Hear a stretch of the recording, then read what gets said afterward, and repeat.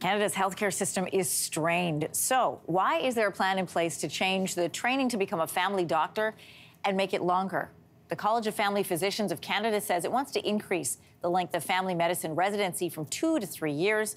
There are a lot of people weighing in on this, both on how it helps and how they feel it could hurt. So to outline both arguments, Dr. Fraser McKay is joining us from Digby, Nova Scotia this morning. Welcome.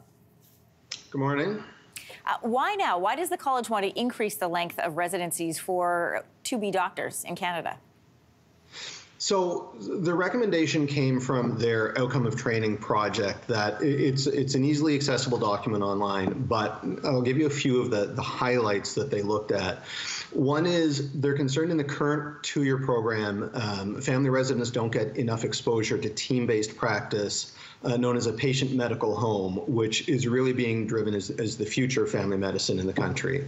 They want to ensure that the residency is addressing the social accountability piece to improve patient access to comprehensive care close to home, and that's a really important piece as well.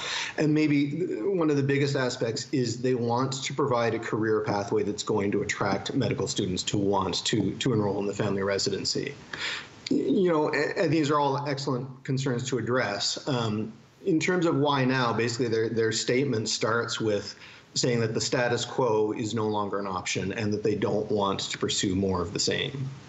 So you mentioned 2 years, and at 2 years, Canada's family medicine residency is one of the shortest in the world. And new physicians already have completed, we know, an qualifying undergraduate degree. They then go on to med school. What are the benefits that would come with increased residency? We said they'd have longer time in the community, longer time to sort of practice before they set up. But in a time of a doctor shortage in a crisis, it seems like a strange timing.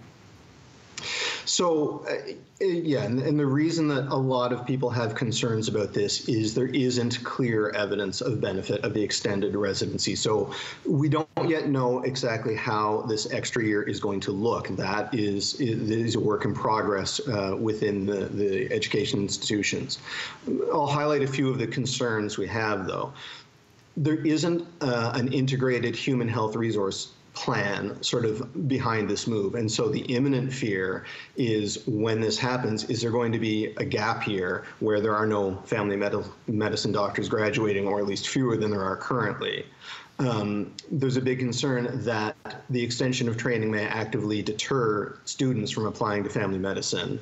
The Society of Rural Physicians of Canada conspicuously is concerned that this is going to further degrade care in rural communities if it decreases access. Because there really isn't evidence that extension of the residency in and of itself is going to increase, isn't going to directly address the real issues that have led to the current crisis in family medicine. And in addition to that, the Canadian Association of Emergency Physicians has concerns that a 3-year residency may then deter those graduates from the extra year that would be required to get certification in emergency medicine, so it could further exacerbate the concerns in emergency department coverage. So will family residency have unintended impacts on other programs, I think, is the big question a lot of us have. Yeah, how does it impact other programs then? Well, as I say, we don't know. There's a huge there's a huge financial implication to this. There's a huge resource implication to this. And, you know, the SRPC, the Society of Rural Physicians, would point out in the current 2-year program, if you're trained within a rural program and you're trained within rural communities, they are quite happy with how their residents are turning out, that the real challenges that family physicians are facing are not because of confidence or skill. These are more systemic issues.